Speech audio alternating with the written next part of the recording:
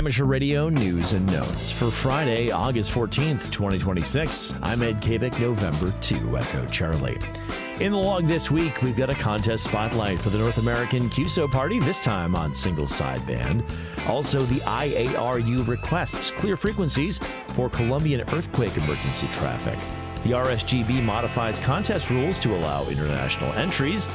And the ARRL opens orders for America 250 worked all state certificates. We'll also talk about some MVARC Nets on the air, see what's happening with DX, get a solar activity update, talk about upcoming contests, and take a look at interesting online radio content. As always, links to all of the reference content can be found in our show notes or at our Substack at mvarc.substack.com.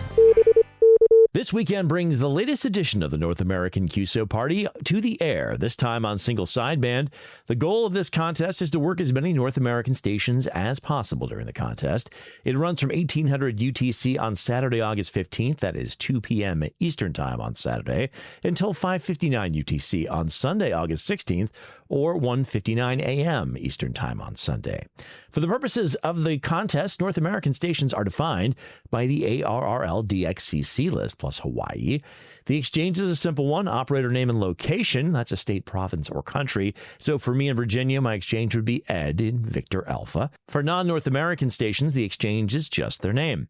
Operating categories include single operator with no spotting assistance permitted, single operator assisted, which spotting assistance is permitted, and multi-operator 2 transmitter.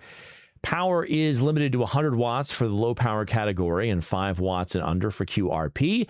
And allowed bands include 160, 80, 40, 20, 15, and 10 meters. Multipliers are all 50 United States and the District of Columbia, as well as the 13 Canadian provinces and territories and other North American DXCC entities. Non-North American entities don't count as a multiplier, but they do count for QSO credit. The score is the number of valid QSOs multiplied by the sum of multipliers worked on each band. There's also a team competition that allows you to have your score added to a cumulative team score. Logs are due no later than 7 days after the end of the contest, and electronic submission via Cabrilla format is preferred. For more information, check out the contest rules at ncjweb.com/naqp-rules.pdf. Good luck. The International Amateur Radio Union, or IARU, has asked that the following frequencies be kept clear for emergency communications related to the earthquakes that occurred in Colombia on Monday, August 10th, 2026. On 80 meters, it's 3985 kilohertz. On 40 meters, 7060, 7240, and 7275 kilohertz. On 20 meters, 14300 kilohertz. On 17 meters, 18160 kilohertz. On 15 meters, 21360 kilohertz. And on 2 meters, 146.520 megahertz simplex. The ARRL received an update from Carlos Alberto Santa Maria Gonzalez, CO2JC, the Emergency Communications Coordinator with the International Amateur Radio Union Region 2, saying that amateur radio stations have been deployed and have been assisting first responders with communications and backup power. For the full statement and updates, visit a link in the show notes. The Radio Society of Great Britain, or RSGB, announced on August 7th that they will be updating their contest policies to allow all licensed radio amateurs around the globe to participate in their contests starting January 1st, 2027. They go on to say that, quote, this approach reflects long-established principles of amateur radio, including friendship, cooperation, and goodwill between individual operators across national boundaries. It's also consistent with the principles promoted by the International Amateur Radio Union, or IARU, encouraging international understanding and cooperation through amateur radio. For the full statement from the RSGB board, visit a link in the show notes. The American Radio Relay League announced on August 10th, 2026, that they had opened up the site to allow for those chasing the America 250 Worked All States, or WAS award, to apply for their certificates if they have the required confirmed contacts via Logbook of the World, or LOTW. The site can be found at america250.arrl.org. In addition to the base WAS award, there are endorsements available for WAS via the W1AW/portable stations, the WAS via ARRL affiliated clubs, and the WAS Triple Play for getting WAS during the period on CW phone and digital.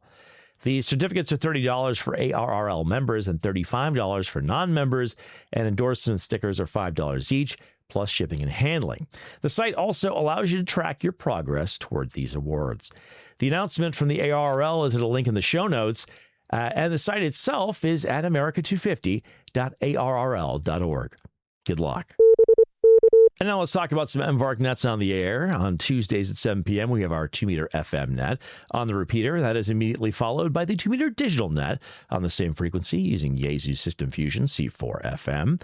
On the weekends, we've got the MVARC Slow Speed CW Roundtable on Saturday and Sunday at 7:30 a.m. on 3.565 megahertz CW, and that is followed by the MVARC Cherry Tree Net Saturday and Sunday at 8:30 a.m. Eastern Time at 3.920 megahertz, where we always have a great conversation, and you're always welcome to join us. And now let's take a look at what is happening with DX. There'll be a lot of DX on the air this week. Stations on the air include South Cook Island, El Salvador, Mauritius, Namibia, St. Lucia, Market Reef, Franz Josef Land, Rodriguez Island, Canary Islands, and Iceland. A calendar of DX expeditions can be found at NG3K's announced DX operations list at ng3k.com. And now it's time for a solar activity update as we go to press. The solar flux index was 108, and the estimated sunspot number was 101, with 7 numbered sunspot regions visible from Earth. Over the last week, the SFI has increased. Solar activity has been at very low levels in the last 24 hours. The geomagnetic field has been at quiet levels for the last 24 hours, and the KP index reached 3 yesterday.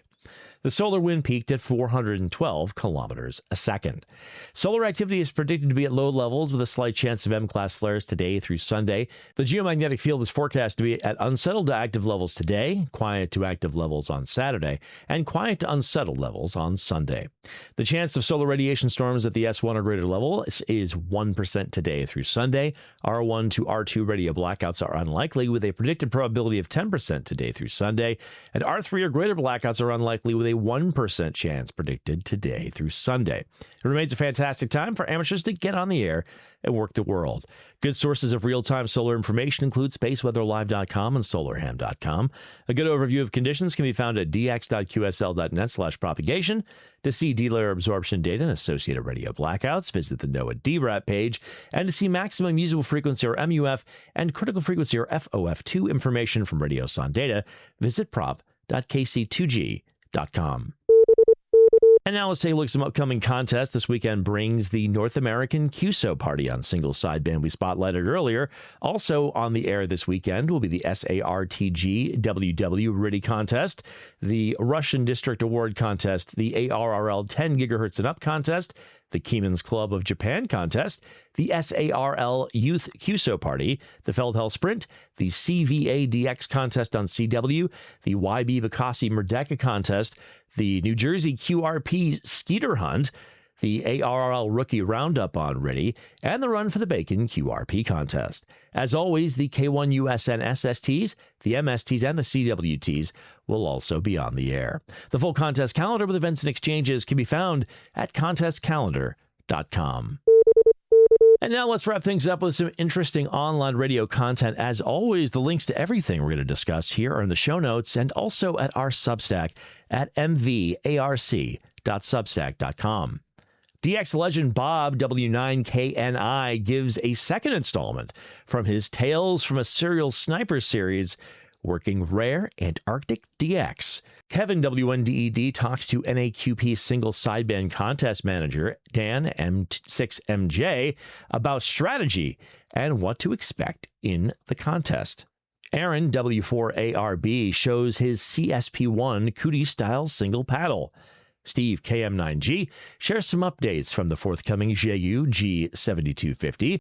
Ben V6SFX talks about potential tariffs starting soon, which could impact radio gear from Canada. Walt K4OGO experiments with a variant of the T2LT antenna using a whip. Dr. Tamitha Skove, WX6SWW, talks about solar storms and the eclipse. Mike KNMRD installs a lithium iron phosphate battery charger to his car to power his mobile radios. Walt K4OGO goes big with a 46-foot collapsible mast for his antennas. Craig KM6LYW takes a look at open source OFDM communication with Mercury HF. George VK6AOE puts his receive loop on the internet for you to hear. Michael KB9VBR takes a look at a display that allows you to control your Yaesu FT891 and view its meters. Mike KMRD has success reducing RFI with a new inverter. And Vince VE6LK operates in the Alberta Badlands. Well, that is it for this week. I've been Ed, November 2, Echo Charlie. Thanks, as always, for joining us. We hope you have a great week ahead. That's 73, and we look forward to seeing you next week.